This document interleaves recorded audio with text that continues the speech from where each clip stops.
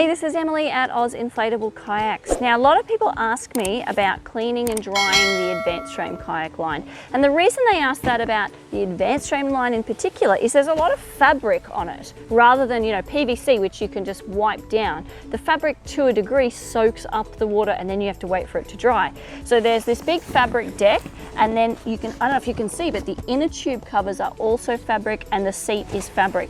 So one of the best ways to get the kayak clean and dry before you pack it away is to not get it very wet in the first place.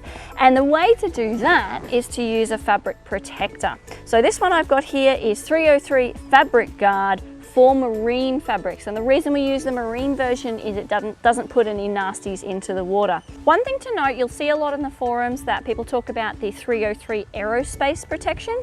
That's a great product and provides UV protection as well, but it's for PVC. It's for like the vinyl flooring, for example, or some of our kayaks like the straight edge line, which are made with a PVC type hole and tube covers.